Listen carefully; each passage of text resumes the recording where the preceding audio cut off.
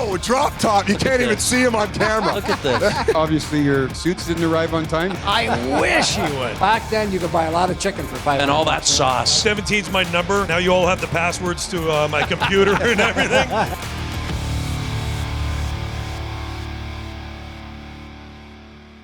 Hi, everybody. Happy holidays and welcome to the very best of Unsportsmanlike Content. Thanks for joining us throughout the first half of this season. We've had a lot of fun, a lot of laughs, and there's a lot more to come. But we thought we'd do a best of throughout the holidays. And we'll go back to our very first show, which had a couple of special guests, including the general manager of the Toronto Maple Leafs and the commissioner of the National Hockey League. We love who it. Hi, decided Brad. to show up, ladies and gentlemen. Hi, Brad. Brad Nice to see Treliving, ya. the general manager of the Toronto Maple Leafs, stops by. Tree, thanks so much for doing this. And we'll get you set. There you go. And what are you feeling on a night? This is your third year as GM of this group, and you've had a lot of work to do over the off season. You're back at it now. You've got your team ready to ice against the Canadiens tonight. How are you feeling about this one as you go into it? Well, you're always excited for opening night, right? Brad can speak to it as a player. Guys have put in 3 weeks. You're excited to get to camp. That usually ends about 3 days into camp that you're ready to say, okay, uncle. So yeah, you're excited. You know, there's all the nerves, the anticipation of opening night. You know, we're still kind of trying to figure ourselves out a little bit and see where everything fits. And but you're excited to get here and get going and play for real. Hey, Brad, new look Toronto Maple Leafs. You made some acquisitions in the summer.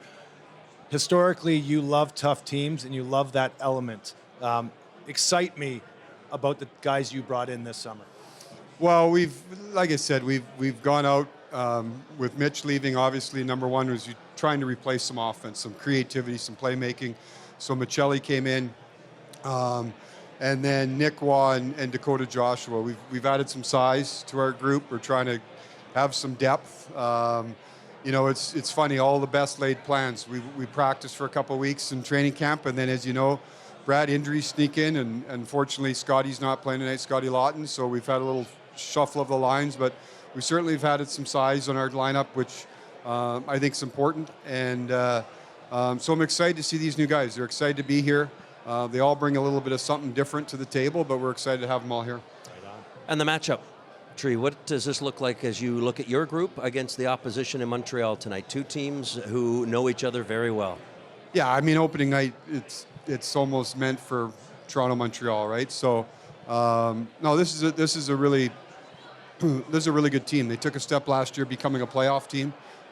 They've been drafting well for a long time. You've seen, you know, some of those young players come in last year. Lane Hudson.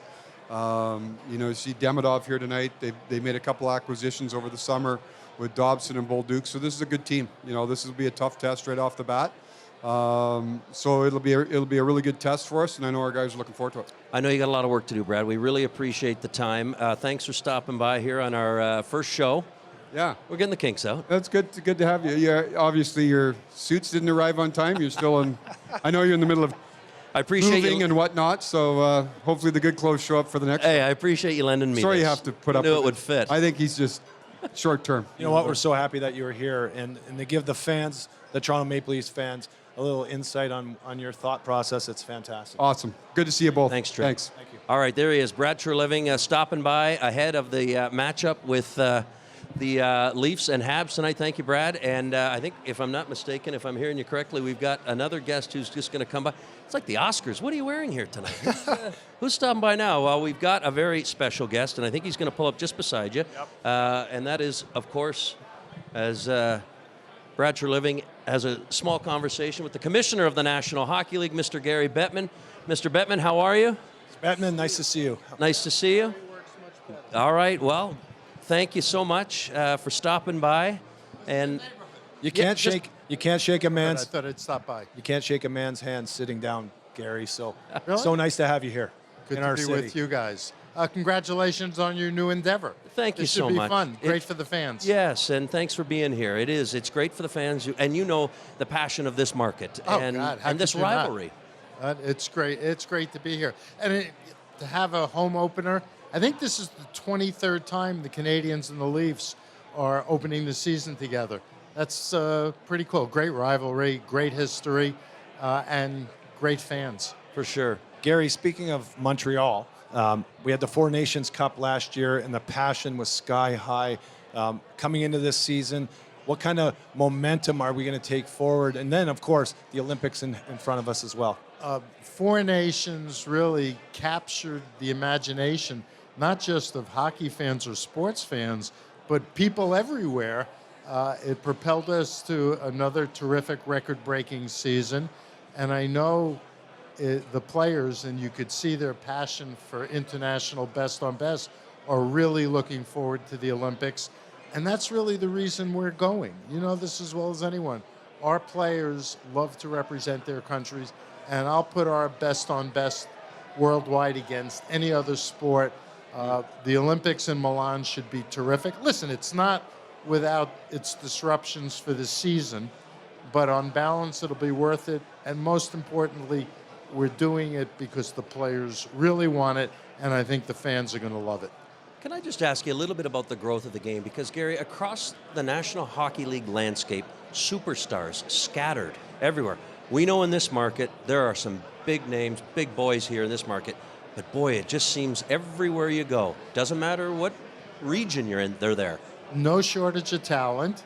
You could have played. I could, but No, be but 20 pounds lighter. But really, what you're seeing is hockey is healthy and growing at all levels of the game.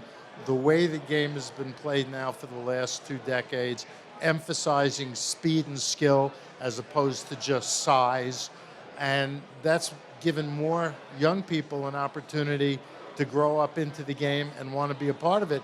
And part of that is also fueled by the fact that our competitive balance is extraordinary.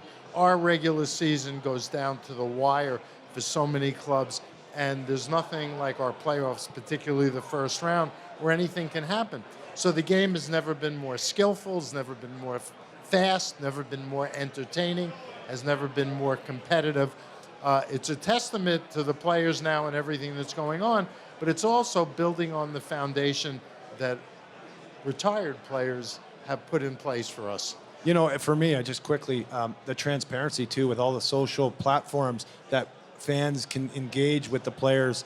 We've got some great young men representing this game. But it's also what this show is about. People want more than just the 60 minutes of our game. Sure. They want to know more about what's going on behind the scenes. They want to know the lifestyle of our players. They want to know what goes into training, what do they eat, what the important stories are that are going on.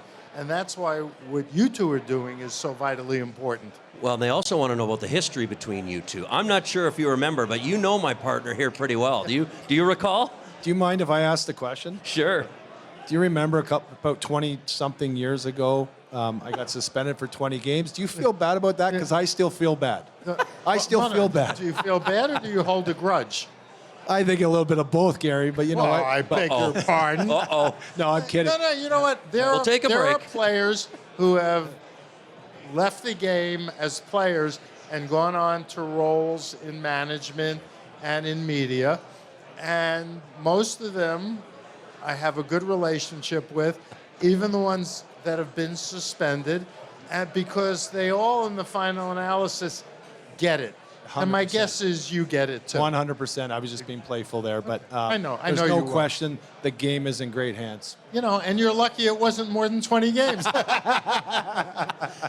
Again, Gary, we can't thank you enough for stopping by, especially here on night one, season opener and home opener for the Leafs and the Habs. It's a special night. I'm so glad you were a part of it. Thank you again. I'm thrilled to be here, and I wish you guys all the best, and thank you for what you're going to be doing.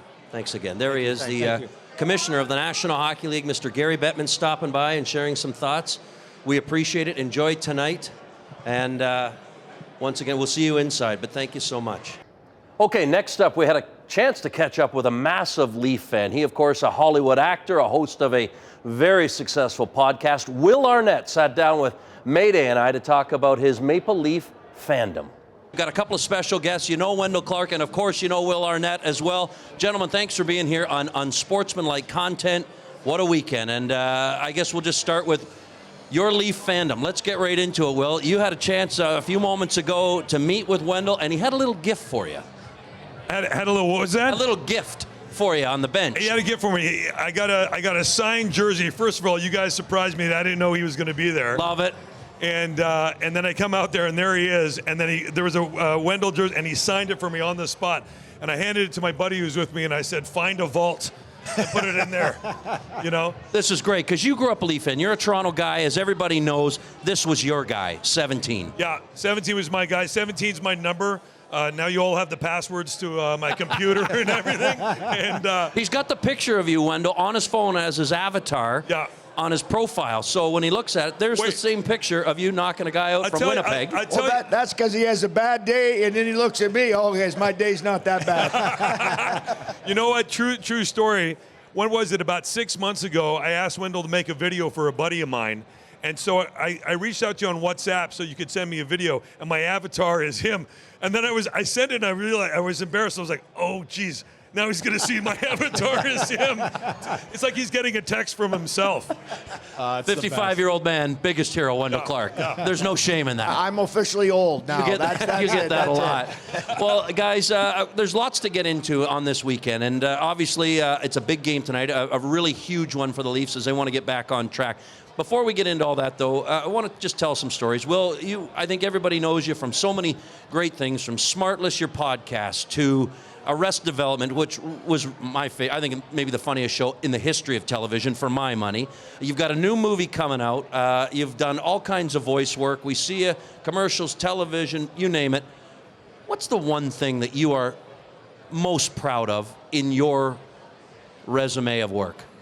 Well, I'm going to be a company guy right now. I'm going to say my current RBC commercials. Yes, shameless, we caught it.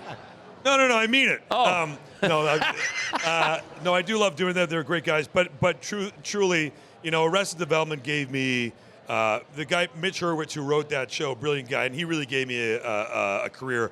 I was just banging around New York trying to get work and trying to pay the rent. That changed my life. So that was definitely a big one for me, and a special place in my heart. Great group of people. Great friendship. My buddy Jason Bettman, who I do Smartless with, we've been friends for over 25 years because of that show. It was lightning in a bottle, wasn't it? Like it was just so magical that people really, really gravitated to it. Yeah, it's rare, and when it's when it's happening. It's rare when you're doing something when you got chemistry.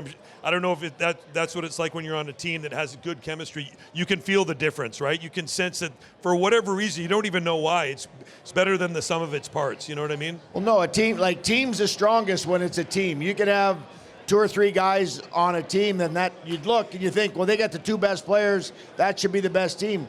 Doesn't always make out the best team. It's all the pieces that you got to pull together for a team game. Yeah, for sure. And I think, by the way, I've just equated myself to a hockey player. Just like that. Yeah. But so there's that, and then I think this new film that we just made is this thing on that I wrote with Bradley Cooper and produced with him, and he directed, and I'm in. I'm really proud of this piece. It's been a long time coming. We've been working on it for 7 years, and that's just the way it goes, and it's finally coming out. I'm excited for people to see it. Can you give us a little teaser about what it's about? It's based on a true story. Not to give too much away, a true story about. I met a comic, a stand-up comedian when I was over in Europe working years ago, English guy, and he told me the story of how he became a stand-up. He went into a pub, and they had a cover charge. He didn't want to pay it. He said, why is there a cover charge? And they said, we're doing open mic. And he was going through a divorce, and he was kind of at the end of his luck, and he said, the hell with it. He wrote his name down. And he went in, he's having a beer, and they called him up. And he just got up there and started talking. And he felt better. And he just started going week after, and never told anybody in his life. And that's where we kick off. And it's based on a true story, and that just stuck with me. And it's about this guy and his wife coming back together, played by the great Laura Dern, Academy Award winner, and really real genuine story, and so I'm really, really proud of it. That's fantastic. Hey, I of all the things I was going down, doing my getting information for this, Blades of Glory. Yeah. Glory. Will Ferrell. Yeah. And I myself, I skated in the Battle of the Blades here in Canada. It was a reality show, skating with Olympic skaters, and I got it written down here, but Strons von Waldenberg, is he a great character or what? That was a lot of fun. Strons von Waldenberg was fun. I got to do that with Will, and we did some skating in that. Of the four leads, it was Will Ferrell and John Heater. They played the male skating double partners, and then the other two was Strons and his sister, played by my ex-wife Amy Poehler. And Amy and I did, so we all had to do some skating. None of those guys skated that much. I was the only one who really skated as much as I did, and a lot was done by doubles. So I took a lot of pride. I was like, no, I'm going to do as much. I couldn't do any of the jumps or anything, of course. But the other thing was I couldn't skate on the figure skates because I kept catching my toe. So I made them shave down the pick in the front, and then I was able to do a bunch of the skating, and that was really fun. What about the Iron Lotus? The Iron Lotus. The Iron Lotus, the ultimate move. Too dangerous for competition. Yeah. Wendell, what about your? How many times have you been asked to be in film or any type of? No talent. There's no ass. There's no talent. Come on. You've never been asked to be in any type of hockey film. We got to get you on Shorzy or something. Well, the odd one you get asked to do the one day or here or there. Yeah. So there's always a few asked every now and again to do some stuff, but it's a long day to spend. I have a lot of respect for these guys that spend hours of doing nothing to do your 30 seconds or your minute and a half. And I just see that because I've done a few commercials, so the amount of time you spend doing a minute and a half commercial. So what is a movie? Like, you can see why it's 1 year, 3 years, 7 years before it comes and gets built. So it takes a lot of patience. I remember talking to Peter Zezel when I played with them here, and when they did Youngblood, and they said we sat in the dressing room for days dressed and didn't go on. Wow. Just to get ready for a scene. And so it's something. That's dedication. I want to kind of drift in and out of some topics. And while I've got you here, and it's Hall of Fame weekend and the Hall of Fame game, and you look at this class, Wendell, and we can all chime in on this. I mean, every year it just seems to be getting deeper and deeper in terms of the inductees. I guess as you look at the names, I don't know if it's Chara or if it's, if you look at Joe Thornton or whomever, wherever you want to go with it, what stands out about maybe the class and maybe about those individuals going in for you?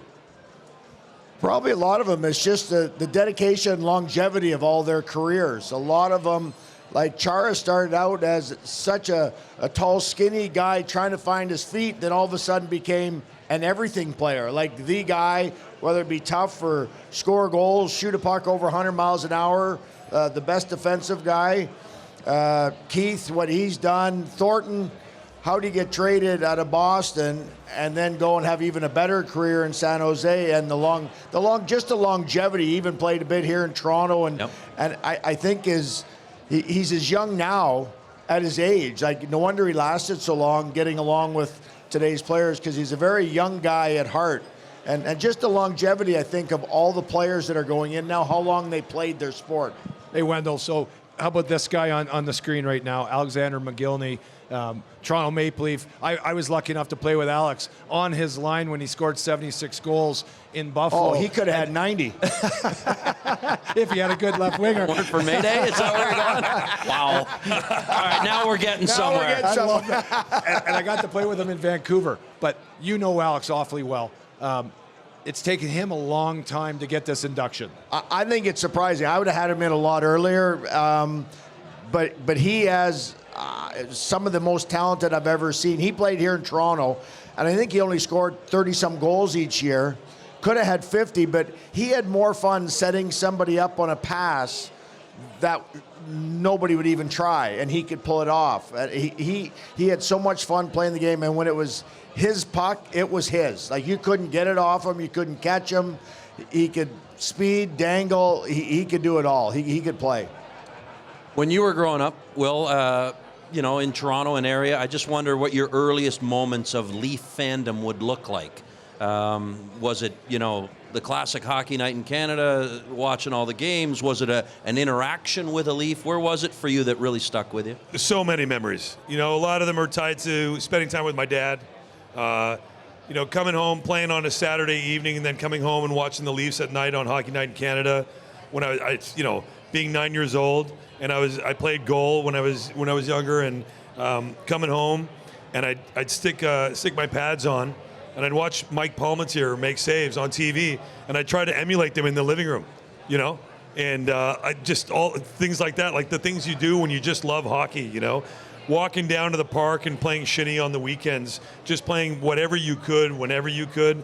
You know, playing outdoors in a league when I was like 7, you know, and my feet freezing. My grandmother taking an old empty tin of cookies and filling it with cold water and putting my feet in it so I don't get frostbite, and helping me untie my skates. That's serious. Yeah, just all those memories, right, of being Canadian and doing that. I was at that game, Rocky Sagniak's game. I've talked about this before. I don't know if you guys remember that name, Rocky Sagniak. And I was about 7, 8 years old, and he came in, and I guess it was his first game, and he scored a goal, and I remember the whole Maple Leaf Gardens just going, Rocky, Rocky, Rocky, and just feeling the thrill of the power of everybody and all the fans and the power of that stayed with me forever.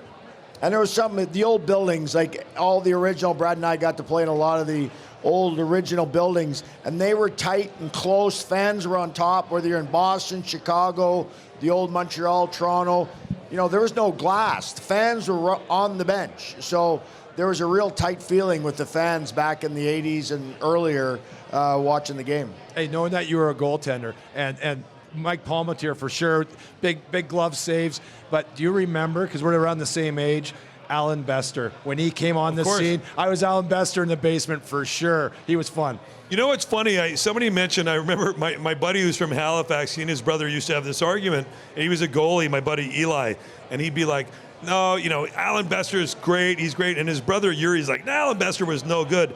And years later, like 10 years ago maybe, in their 40s, his brother Yuri looks up and he goes, I was wrong. When I looked at the analytics of Alan Bester, he was a really good goalie. Isn't that funny? Like the numbers backed it up. That's great. I've only got you for a couple more minutes, and then I know you got to move. But on your podcast, Smartless, is there a dream guest that you would love to interview? And maybe, second part of that, is there a hockey guy, maybe Wendel's next, that you would love to have on the show? Well, we've only had 2 hockey guys on the podcast. The first guy we had was my buddy Shanny, Brendan Shanahan. He came on early days before I don't even know if we were on the air yet. And we were just, you know, I hope he hears this. We were just looking for warm bodies, Shanny. And he was great. And then we had Wayne on, which was great. I'd love to get this guy on. It'd be unbelievable. It'd be a thrill of a lifetime for me, for sure. And the guys know that. So that would be awesome. In terms of non-hockey dream guys, I mean, I don't know. You know, that's some big names. Yeah, there's some people that I'd like to get. I wanted to get Tina Turner on. I know that sounds weird, but I thought she'd be really cool, and then she passed away. Hey, you just had the pretty woman on, Julie Roberts. Julie Roberts was awesome. We like Julia Roberts. Yeah.